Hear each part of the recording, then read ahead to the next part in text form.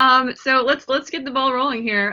Did you teach international students in fall 2020? So if you did, we would love to know about any challenges your international students experienced. What was your experience if you did teach international students in fall 2020? I'll just throw out there that one thing we've noticed with students who have been international students who've been studying with asynchronous classes in particular is that sometimes students have trouble viewing videos because they're studying from their home countries. They sometimes have trouble fully understanding the expectations set by the instructor towards the beginning of the semester. Just throwing that out there. Any other thoughts or any other things that you've noticed for international students so far? And if not, this is a fairly new topic for you, and that's also good to know. I taught face-to-face last semester in the fall, and some things that I noticed is students needed a lot more help, maybe going to the grocery store or getting around Columbia. I think that the adoption program is really amazing and hope to help that student, for example, throughout this semester and not just have it end when school started.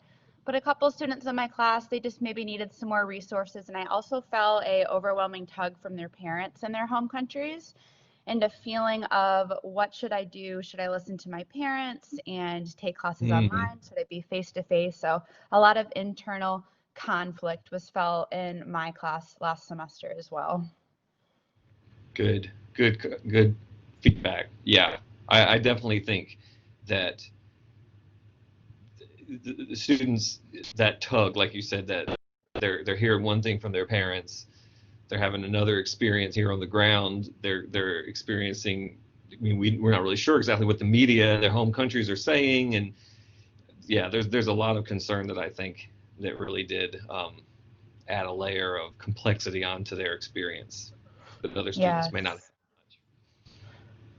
definitely. And around campus as well, just maybe more concern than some of my domestic students who now I hope they continue to social distance and do a great job this semester. I'm seeing a little more leniency on campus, but the international students I still think are doing a great job following all the rules and regulations, really want to be here, want to be safe, but also want to make those parents back home happy.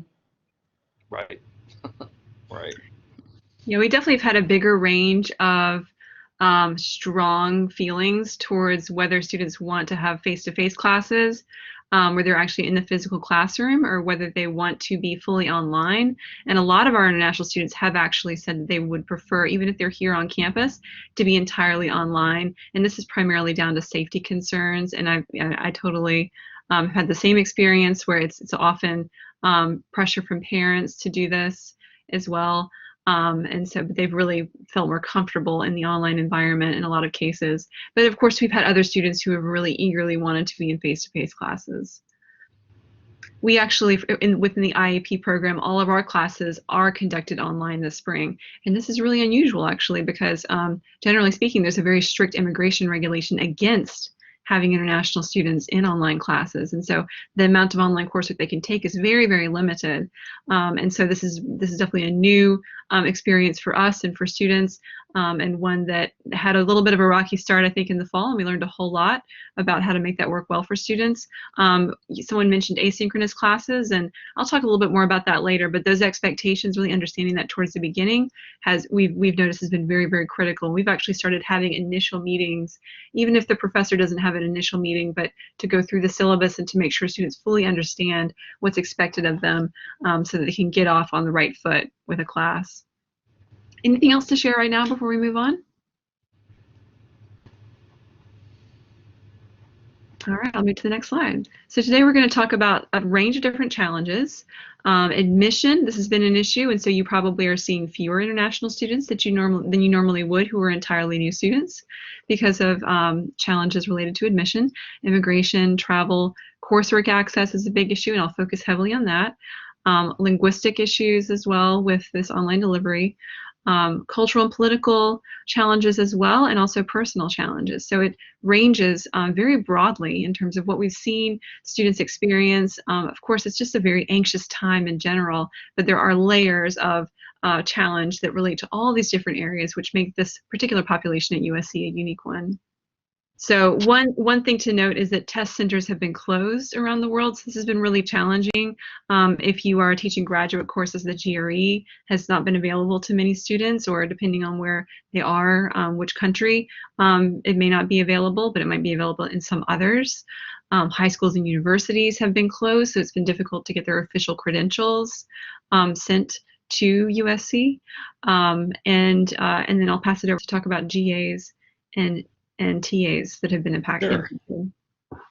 Thank you. So TAs and GAs have been impacted by this because the university made the decision that students that were overseas were not allowed to work their TAs and GAs. There was some hope that they were going to be able to do it remotely, that if it was a type of job that could be done while they were overseas remotely, that they could keep those positions, but that has not been the case. And so we have had, coming as an international student is an expensive endeavor, and many of our students really count on those TAs and GAs to help reduce the cost and pay them a stipend. So we've had students that were counting on this, were hoping to take classes. Some of them deferred because if the payments weren't there and the benefits that come with that position weren't available, then they were going to have to wait until they could physically get here. I know that I also had a student that was in his country. He's got a wife and 2 kids, and he was planning on working remotely from his home country, was told that that was not going to be allowed, so he had to make the difficult decision on what to do, and he ended up coming back, and his family was going to join him later. So there's just a lot of impact on the financial security that a lot of students have when they count on those, on whether they were impacted or not. Hopefully our students, if they had to defer or they had to wait, they can come and they can eventually pick those up, but we all know how tricky funding can be for positions, and so that was a definite impact that we saw a lot of students that were very concerned about. Immigration challenges. So lots have been going on in the last year. I'm sure if y'all were paying attention to the news in June or July, early July, there was that change that said if universities went remote completely, then the students had to either transfer to another university or home, even if that change happened in the middle of the semester. Now, obviously, if you were following that story, it only was a week before they rescinded that, and that was not the case. But that was a real clear example of how changing guidance about immigration can cause a lot of impact and a lot of panic, actually. I think that while we have, I think, some fairly functional and compassionate understanding regulations right now, used to be much more strict regulations on online classes that could be taken and stuff that are more loose now. I think that situation in July really spooked a lot of students, and so I think that there's a little bit of a once bitten, twice shy about some of that. We are constantly watching for that. We an ISS that handles the immigration compliance for all these students. We're always reading the regulations. We're a part of the NAFSA group, which is the International Education Association, and even when these things are published, if a new regulation comes out, if it's vague, there can be some very different interpretations of it. So there's a lot that goes on to this. And so especially in the summer and the early fall, I think it was kind of a more chaotic time. They've kind of settled in, and this semester is a continuation, so we have not seen as much of that happen, the kind of chaos that can come from that. We have students that are still trying to get visas. It was a big issue in the fall, and it is continuing to be an issue now. There are still consulates and embassies around the world that are closed or operating on limited basis. So we have students that have just been trying to get here, trying to get that visa. I know in the intensive English program, we had a student whose visa appointment was a couple days after the orientation and testing started. I don't think that they've arrived yet, but they did have an appointment. So even now, we have students that are coming in, and we could have students arriving up until February 5th. That's the last day that students can be able to enter the country on the immigration documents that they have in hand now for this semester. We have some students that are going to be distance education. That's required some different coding. And then again, we could have some late arrivals that will be coming. International student admission and mobility is still lower than normal for the previous year. This semester is higher than the fall. Normally the spring is always less than the fall, but we're generally pleased that the numbers are going in the right direction. We would love to see more students here. There's still a definite impact on all of everything going on, travel restrictions, COVID, and all of that. There are still some countries that are in lockdown that are having difficulty for the students to get here. But not this last fall, but the prior fall, so fall 2019, we brought in about 760 new international students, and this last fall we brought in 129 physically that were here. Some enrolled as distance ed after that, so we did get more enrollment from that, but you can see it was a massive drop. So this spring looks like it might be relatively on par to what previous springs are. We are still having students arrive, so we don't know those numbers yet, but yeah, there's a lot that goes into just the very act of like getting permission to come into the country. That's very complicated right now. Travel, as I just referenced, many embassies and consulates remain closed around the world. So we have had students that got admission but couldn't get a visa appointment, so they couldn't get a visa and they couldn't come here. We had students that could get admission. They did get a visa appointment, but then they couldn't find flights because of restrictions and limited availability of flights right now. So I think those are opening up some more around the world, but it's still not what it was. I mean, we all know that travel is greatly reduced to how it normally is. So we're very pleased to see so many students coming in, but we still have a lot of impact, especially since such a large part of our population is from China, and China still has quite a lot of travel restrictions on it right now. So that's definitely one area that we're seeing numbers lower coming from that.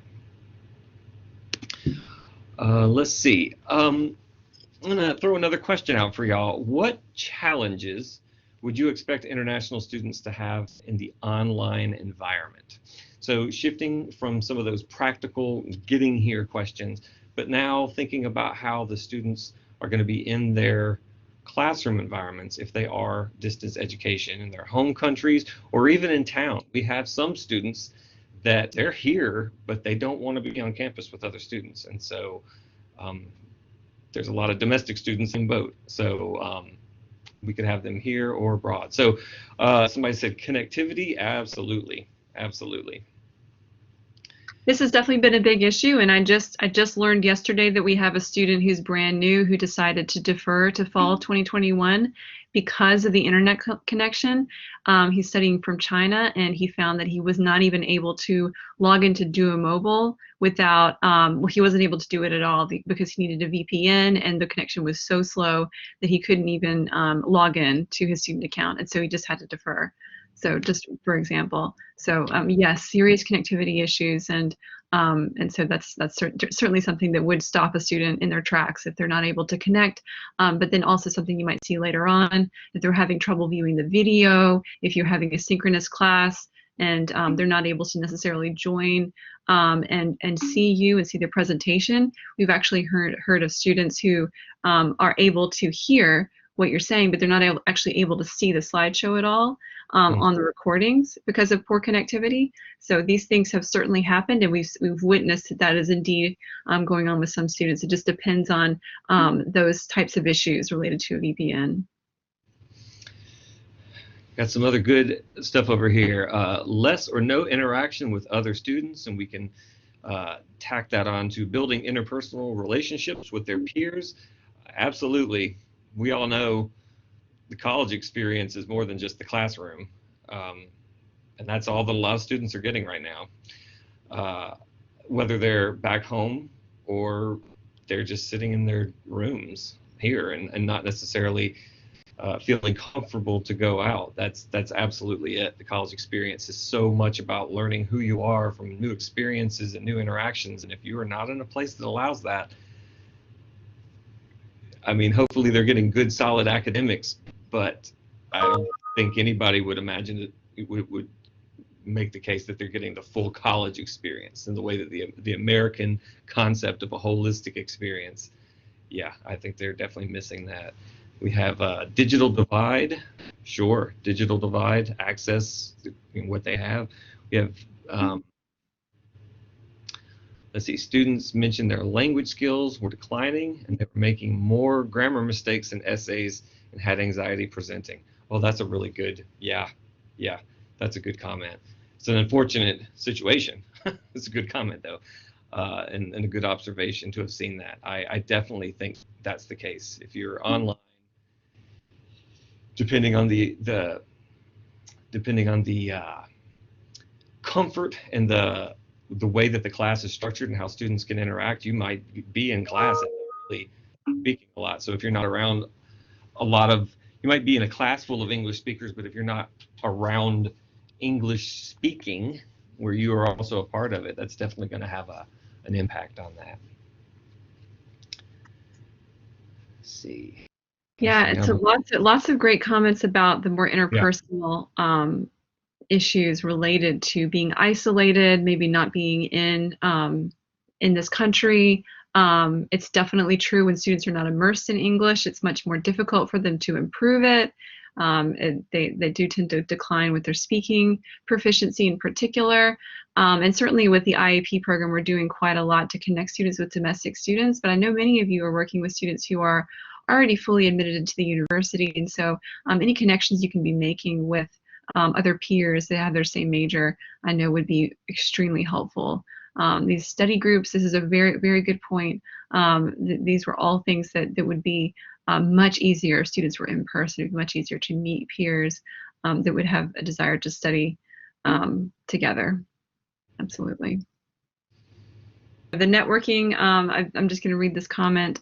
Effects of the networking of the students among the industry and hence affecting their future career after graduation. This is a very good point. So often students are right towards the end of their career. They're really hoping to be finding a job before they graduate, but maybe those options are much more limited right now.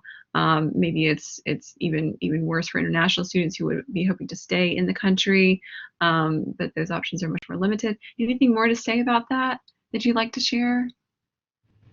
If anyone would like to speak up, that'd be great. Please. Well, I was just going to add to the networking thing. It's also had an impact on internships. If you're in if you're in a major that requires an internship, that's hard if you're not here. And I know that impacts our international students and the domestic students. I know I've spoken to some of my friends that teach students from all over, and they were talking about some very real impacts on the schedule of their students graduating, because they can't graduate and move on to getting licensed in their fields if they don't have this X amount of internship hours that are required. And so it's a real challenge. I think that's a really good observation. Absolutely. And there are also financial implications. That's a good point too. Coursework access. So I'll get into this topic a little bit. As I mentioned before, if students do need to join from their home country, they are often joining at very odd hours. We have a lot of brand new Chinese students here in the IEP program, and those students, we try to keep them in classes that end before noon, and that's often very challenging to just find options that are available, so that because they do have a 12-hour time difference. Textbooks have been very challenging. So if you have a way to provide a digital book or a link, something like that, so that students would be able to actually get their book digitally, it certainly makes it a lot easier. In many countries around the world, it's very difficult for them to get their textbooks. So we've been trying to share digital options if those are available. Connectivity, I have already mentioned a little bit, and that's been mentioned here, and I really appreciate your noticing that. For many students, Teams is inaccessible, and so we have been communicating with students over Zoom instead. Also, there are many websites that are blocked. One of those websites is Google. if you're in China. So that has been a huge challenge. I know that for the Student Success Center, they generally are holding their tutoring appointments via Teams, but they also have Zoom licenses available. Another point on the connectivity bullet there, Blackboard Collaborate is something that students often have had real difficulty with as well. And the reason is that Blackboard has a link to Chromium, I think it is. We've learned a lot more about all of these inner workings over the past fall semester. And so it's actually connected with Google. And so if a student is back in China, they probably are going to need to use a VPN in order just to connect to Blackboard. And so that causes a huge problem because the VPN dramatically slows down your connection. And so that's what causes the video to then not be very reliable for students. We definitely had a small handful, fortunately it was a small handful of students in the fall who spent a few weeks really trying their best to connect to their courses. And fortunately for some classes where we had a lot of international students, we got professors to move over to Zoom, which works much more eeasily. If students are studying from China, the VPN isn't necessary, so that has worked well as a solution. But then also we had some students who just had to give up basically, and they had to withdraw from the semester and hope to try again when they could be face-to-face. So yes, connectivity has been a very big issue. February 8th, I will correct that slide. I appreciate that. So February 5th was an incorrect date. February 8th is the very last day for students to enter the country. Thank you.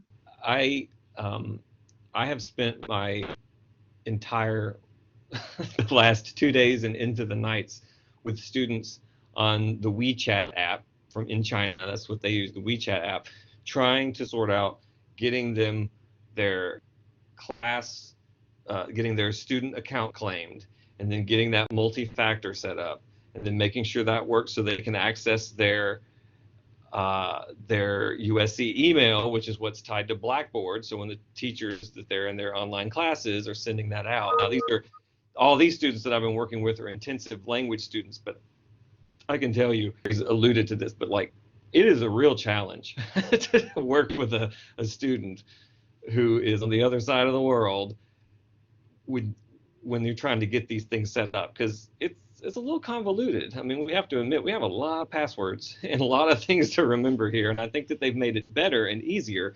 But yeah, it's a huge challenge, and I just have students that have been emailing me constantly, and they're saying, I don't have the access to this, I don't have that, I don't have that, and I'm just trying to troubleshoot and try to figure out where they are. So, you know, you very possibly as teachers are going to have students that are going to come with very similar things. I just wanted to just say that, like, since classes started, I've been in just nothing but tech support troubleshooting mode to get these students access to what they need. Medical documentation in native language. So this is something just to point out the fact that if a student is having a medical issue and they need to miss class for a totally understandable reason, it might be impossible for you to really verify that.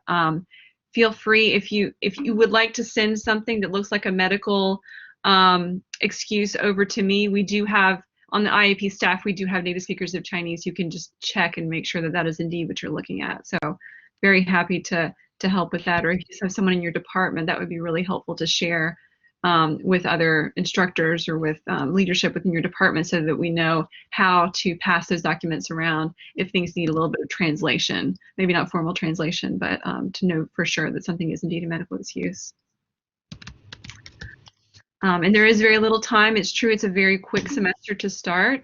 And so there's not a lot of time to get comfortable with all these systems. And so if you're finding that students are having trouble joining your class, then hopefully they'll be able to get that resolved right away. But don't assume that, you know, it's the bad student behaviors. It may very well be one of these things getting in the way. Okay, linguistic challenges. So I think someone mentioned before that, you know, you're not having as much interaction in English in the classroom. You're having generally a classroom that contains less interaction because you're not sitting next to others and able to have those informal conversations. And that absolutely has a bearing on students' ability to improve their English proficiency. They are missing those opportunities for conversations with instructors and peers in many cases. Often a casual conversation with a peer can clarify something that they wouldn't normally need to ask the instructor about. And so I would encourage you right away to get students to share information and to just make sure that they are meeting friends within your class if at all possible, so that they can communicate with one another and keep that channel of communication open between peers and not just between you as the instructor and the peers. Also, if you're in a face-to-face class, I think we've all experienced trying to even speak to a native speaker with a mask on and having it be very difficult to understand. And so certainly that's even more an issue when you're trying to understand someone in a language that isn't your first language. So that has made it a big challenge. There is a shield that you can get actually that you can wear instead of the mask, which is just a clear plastic shield. And from what I understand, it's possible to do that as long as you're far enough away from the other students in your class so that students can see your mouth clearly, and that would be something that would certainly ease communication between you and the students. So cultural challenges. One thing that's going to be challenging for students who are studying from their home country is national holidays that are happening. So when a national holiday happens, I think we all know things kind of shut down over Christmas. It's really difficult to get things done at that time. The internet may be a little bit more cluttered. You might have a poor connection. You might need to travel to go and see your loved ones. All these sorts of things are going to happen for Chinese students around February 12th to 17th, because that is the period of time we'll be celebrating Chinese New Year. And so it's just something to be aware of if you have one or more Chinese students in your class and they're studying from their home country. Also, it's important to understand that the U.S. was perceived as really not taking precautions. And I mean, it certainly is evident from our numbers compared to other countries around the world that may actually be true. And so for that reason, there's certainly a little bit of anxiety among a lot of international students here who are residing at USC about actually going into the classroom. So something to know. And then just discomfort with in-person coursework as a result is very, very common. Anything to add? And that plays into not just the student's own comfort level, but the previously mentioned impact of parental concerns, depending on what the parents are seeing. If there's concerns of the perception of how the U.S. is doing, that definitely will amplify that concern. All right, so political. So changing immigration guidance and regulations, we've already talked about this, so I'm not going to go into great detail, but the reality is there is politics behind that, whether it's partisan politics or not. It is a government regulation and a government decision. So there are differences in opinions about immigration, and they come out in some of these regulations at times. So that's one thing that is always at play where we're having to watch that. We're talking a lot about China, which is, of course, a lot of our students, is one of the reasons. China and the United States, we have a lot of tensions right now. And while there's been a lot of political tit for tat, one country does one thing, the other does it, whether it's trade, whether there's the concerns over TikTok and these other banning of certain platforms. It was last semester, can't remember exactly what happened, but I know that the United States shut down a consulate in Texas, a Chinese consulate in Texas, and then China retaliated and shut down some other embassies and consulates over in China. And of course, that has impact. If our student had an appointment to go there to get a visa, these big picture global issues can have very real consequences on the ground for our students and their ability to come here. There's also political decisions on how to refer to this. It is COVID-19 or the novel coronavirus, but we definitely see the use of China virus. That is very political. I think we all can see that. To refer to it as the China virus is very 100% political, and it is upsetting to our students. Our students are very upset by this. We have had students that have told us that they are not, that they're very upset over being blamed for something that is not purposeful. I mean, it came from China when we noticed it, but it did, it's not Chinese specifically. So anyway, I don't think I have to explain the thought behind that. You all get that. It does upset our students. And then we have general concern and anxiety about coming to the United States amidst the pandemic and social unrest. Last year, we know we had, the pandemic, whether we were taking it seriously or not, which that's still an issue now. We had the Black Lives Matter protests. We had the murder of George Floyd. I can't imagine what the world is really looking when they're looking at the news and seeing what happened in Washington last week. There's a lot of concern about what's going on around here that does cause some students to have some second thoughts on whether they want to come to the United States right now. I want to point out this picture. I chose this picture. It's a little hard to make out. It's a very busy picture. But this is a piece of art that was published in one of the main government mouthpiece networks that was published in China, that was published on the Weibo network, which is their like Facebook. I mean, essentially, it's their massive social media that they have in China. And if you can make out this picture, it is the Statue of Liberty standing in front of flames, and I believe a crumbling White House, and half of the Statue of Liberty is falling away, and it is a police officer with his hands in his pocket and his knee. And if you see at the very bottom, that is George Floyd being choked to death. This was published widely in China. So the world is watching us, and whether they use it, whether they express sympathy with us or they turn it into advantageous propaganda on their part, which is, I think, very probable what this purpose was. There's just a lot going on. So we don't really know what the media, what's necessarily being said about us, or what sort of diet of information our international students are having before they come here. So there's a lot of anxiety there.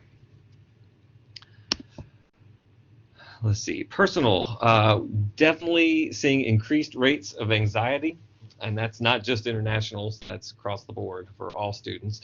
Not just students, I think we can say that faculty and staff, I mean, 2020 was a hard year, and 2021 has come out swinging when it comes to stress. So I think that we're definitely seeing increased rates of anxiety.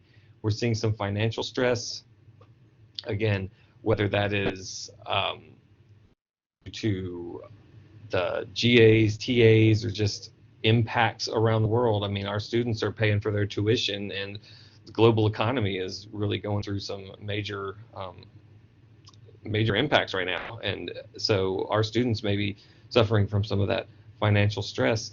And then issues relating to isolation. Red flags are not always evident. Now, we've always had problems with students that have been, depending on what's going on, whether it's homesickness, whether it's culture shock, whether it's much more serious mental health issues. There's always been an issue of a handful of students being isolated and kind of not participating. And we have programs to support those students, and we rely on teachers reporting that, and we reach out to any student that we hear there. But it's more challenging now because these students are not face-to-face in front of the teachers. So if you were going to see a student walk through your room 3 times a week, they were going to be a very good, they started out as a very good student, and then you start noticing some changes in maybe their hygiene and maybe their behavior in class. Like, you're going to spot some red flags that you would see beyond just maybe some changes in grades. But if those students aren't in front of you, or their friends or their peers, we might miss some cases. And I know we have two big cases that I can think of that have come up in the last few months. One was a student that was, we were not aware of it, but he was homeless and sleeping in his lab. Still maintaining and making good progress. He was, academically seemed no worse for the wear, but definitely was under some stress, and we don't want our students sleeping on a chair in a lab. So we moved in, helped, got him set up in a new place. He's doing much better. But we found that out in December, and he had relinquished his apartment in August. So he had been doing this for 4 months. And I mean, he was still on campus, but it just didn't come to our attention until somebody finally pointed that out. We had another issue earlier in the year of a student over the summer that it started in the spring, went into the summer, and by the time late summer and fall hit, this guy was in the midst of a massive mental health crisis, and no one had noticed. And everyone, I think, asked the very legitimate question about, like, how did this student get to this point? And I think the simple answer is just no one saw him. We weren't seeing people. If they're not logging in and interacting, you can miss these things. So that's a real challenge, and we're definitely seeing an increase in that, and we're definitely trying to figure out the best way to help support our students that are dealing with that. So there's no part of a student's experience has not been touched by 2020 and the COVID pandemic. It's had a lot of far-reaching impacts there. So we've talked about all these different things. So some more thoughts. How might these factors affect learning this spring? You know, how do you anticipate this might impact it? Or again, if you've had experience in seeing some of this, and clearly some of you have, how did you see it impact, and what could come out from that?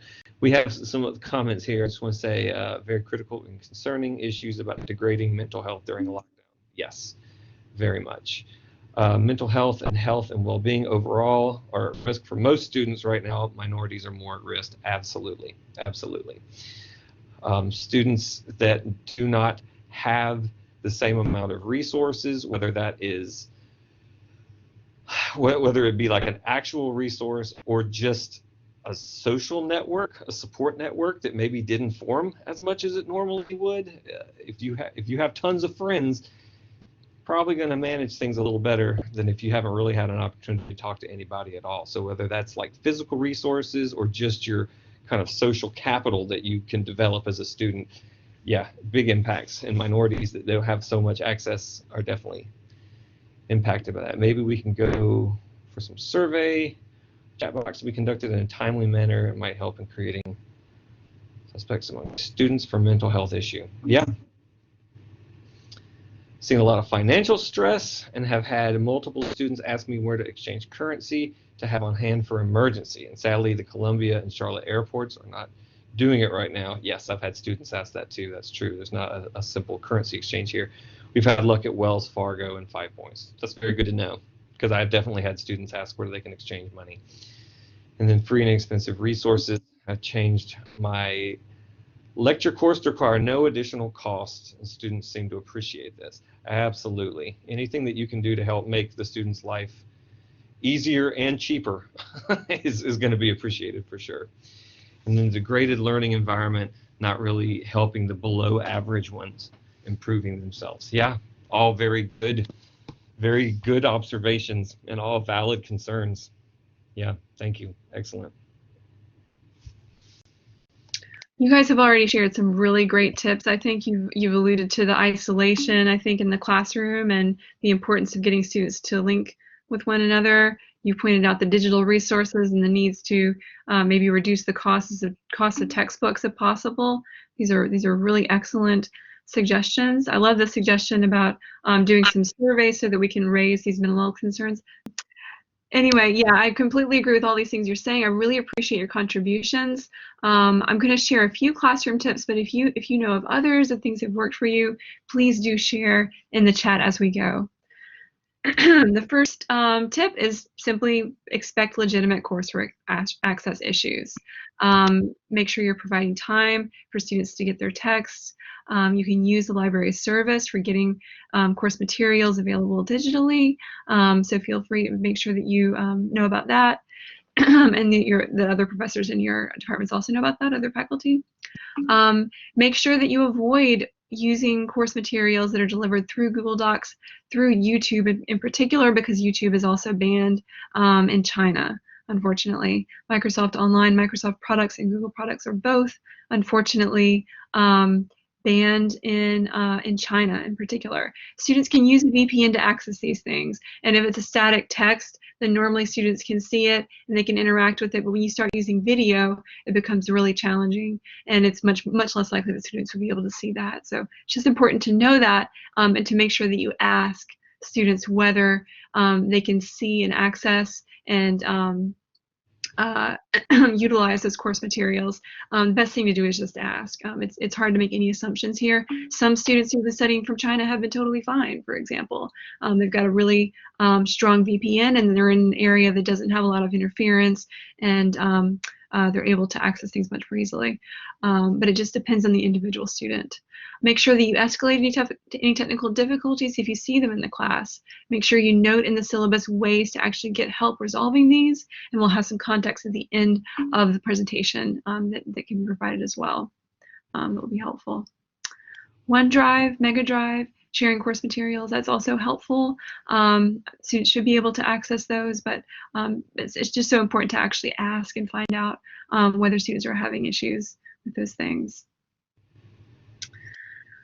All right, yes, and it's great if you notice that something works well, then please share it, because we're all discovering things along the way, things that make things easier for our students.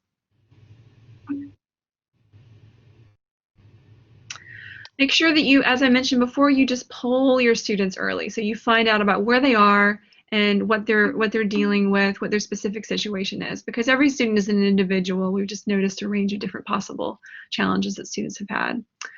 Make sure you provide and encourage face-to-face opportunities to communicate with the remote students in particular, especially if you have the ability to have an office hour early on the semester and say, this is a requirement, give them a little quiz grade or something and get them to actually meet with you face-to-face so that you just have that personal individual connection, and encouraging the same interaction among your students will be really helpful as well. Anything we can do to mitigate the isolation and to make sure that you're really meeting with students and understanding what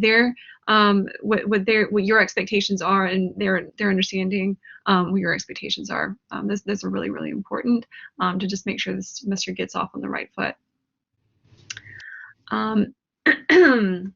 Canopy, I have actually not heard of a student attempting to use Canopy, but this is a great example of something. If you hear that it's worked well for students, or if you hear there have been issues, please do share. I'm really glad that you're throwing these questions out there so that we can see if anybody who's present has had issues with certain types of course material access. Language-related challenges. So I'm going to share in the chat a Google Doc which has some tips for supporting international students in the online environment. These are developed at the beginning of the fall semester, and they're linked within this presentation, but I know that I don't think you guys can click on that link from the presentation. So this contains some general tips for working with students if you're doing a synchronous class or an entirely online class, things that you can do to help students in that environment, and things to consider. Within the first few class sessions, do consider pairing students and having them ask and respond to questions about themselves, something really low stakes for them to talk about, just so that they can start to have that interaction with one another. If you can break them into small groups if you're in an online environment and just get them talking to one another, this is really going to improve your the relationships within your classroom. Also consider assigning early group assignments where you have very clearly defined roles. Students know where they stand within that assignment, but really just to facilitate that interaction among the classmates in your classroom. Use and encourage discussion boards when delivering asynchronously.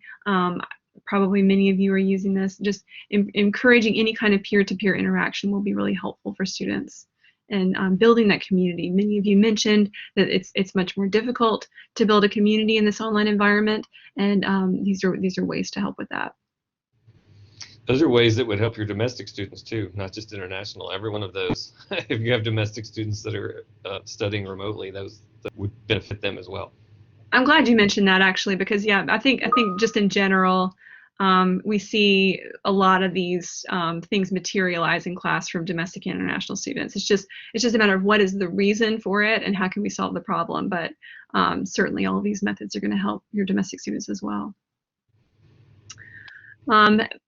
I'm sure you've all heard that it's very important to record if you're doing an online class your first few class sessions, because students may end up registering late or they may experience connectivity issues.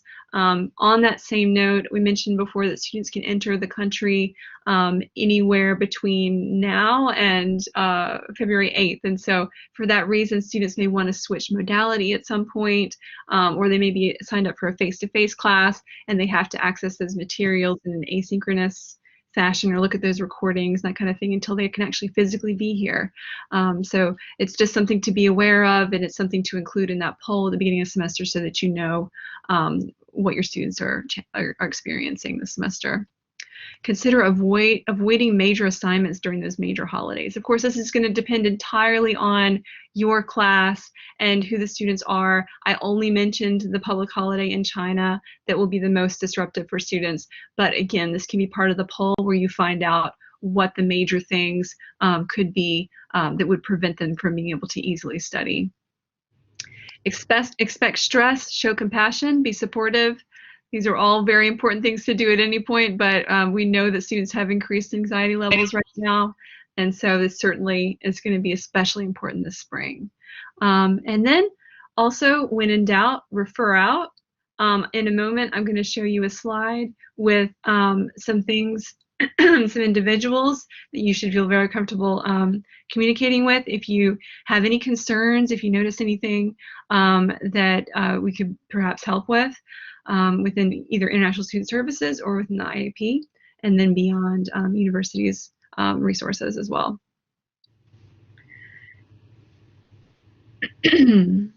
Okay, so I've shared a lot of different ideas, and many of you have as well, and so I'd like to wrap this up a little bit with some reflection on what things you think you could do to support international students this spring that might be a little bit different. And this could also, reach more broadly into just helping our domestic and our international students in general to access their courses and to get the most out of the semester. I'll just share a few things that we're doing differently this spring. One thing is we are immediately connecting our brand new IAP students with what we call virtual student mentors. These are students who've been successful at USC for a while, and they know their way around course registration, getting into their online classes, and just generally being successful at USC. So we're pairing them with our brand new students with a very low ratio so that they can help them, especially in the beginning, to feel comfortable here and then also to build their social networks. It's good to hear these great ideas about exposing students to more English, watching more Hollywood movies, series, reading novels, helping them to overcome the language issue. I think those are great suggestions, things you can do when you're stuck inside. And so if there are suggestions that can be shared that are maybe relevant to your course content, I think that's a great idea. Being a little bit more lenient with deadlines, that certainly makes sense. Providing flexibility at the beginning of the semester, getting students a couple of weeks, very, very helpful. These are all really helpful things to do for sure. We've been really heavily focused on tech because we know that that's the biggest barrier in the beginning to helping students to really access their course materials. So if you have a brand new IAP student or a brand new international student in general, please feel free to reach out to us if they're having major technical issues. We are here to help them, and we found that if we can resolve these, or at least identify exactly what the problem is and take steps towards resolving them right away, then it's going to set the whole semester on the right path. Yeah, this is a great idea too. I know that ISS has Buddies Beyond Borders, where we're pairing domestic students with international students for language exchange. But that's a great way for students to capitalize on community building opportunities in the virtual environment. And for the ones already present in Columbia, there are certainly events, virtual events that are being held, and there are lots of events that are available that are virtual for students to join, so that's certainly going to be helpful. Yeah, one of the things talking about online get-togethers, that is something that that is an adaptation that I did for buddies in the fall to, some challenges to it. Normally, buddies is a face-to-face thing. We connect the students. With the numbers being down, the number of students, actually the number of international students that signed up for it proportionally was about the same, but absolutely was much, much lower. And so not everybody, on both sides of the equation, so not everybody got matched. I mean, I only matched like half the international students because I just didn't have many volunteers. And all that to say, we started offering like community Zoom sessions to where students could just sign in, and it didn't matter if you were paired with somebody or not. You could just jump in and get to know other internationals. You could get to know the Americans, and the students that came were happy with it. I think that honestly it we didn't have a lot of traction on it after the first few times, but I think that's also because everybody has video screen fatigue, Zoom fatigue. I mean, we're all doing it right now. I think we've all gotten used to it, but I think we're all probably on the same page as being a little tired of just staring at a computer screen constantly. But we're definitely going to try to do that again in the spring. That's something that I'm going to get on the later part of this week to get those community gatherings scheduled out so folks can jump in on that. Another thing was I offered it specifically during an afternoon time that for various reasons, but I think I'm going to offer an evening one. Excuse me. An evening time where maybe people just hop on between like 7 and 8 and everybody just talks for an hour and hangs out. That might get a lot more interest when it's not butted up right against like class times and lab times and stuff for grad students. So, but yeah, great ideas. And if you have ideas, you can reach out as well. Comment earlier mentioned the Christmas adoption program, and that came to us from someone that I'm on a committee with that works in athletics. And she came and she said, hey, I'm going to have some international athletes that are going to be here over the break. I was wondering if we could like pair them up with anybody. And then we had a conversation and it developed into this idea of having faculty and staff adopt the students. And it seemed to, well, I have not yet done an evaluation on it. I want to do that to get everybody's feedback on both sides. But we had a lot of interest in it, especially from the faculty and staff, more so even than the students. Because again, our numbers are a little lower and everything's weird and wonky right now. But that was a great idea, and someone gave us that idea, and about a week and a half before we rolled it out. It was a real fast turnaround time that got that done. So if you have an idea, float it to us. It might very well be something that we can pull together and get out there. And I do appreciate all the great ideas that have been shared in the chat so far. And I would like to encourage all of you. I have this list of contacts up here, which I'm going to leave on the screen for a moment. I really appreciate that everyone has been very interactive and has shared a lot of fantastic ideas. And we really appreciate it. I know that the fact that you are all here today, the fact that you're here means that you are already, have an understanding to some degree and want to know more about this very important topic. International students are experiencing incredible challenges this spring. The challenges are not always what you would expect. And so we're so glad that you came here today. And we're open to any questions you may have. You'll see here on International Student Services contacts. That's Chris Reed and the ISS website. That's my contact information. And there are also important USC support links there if you don't already have them.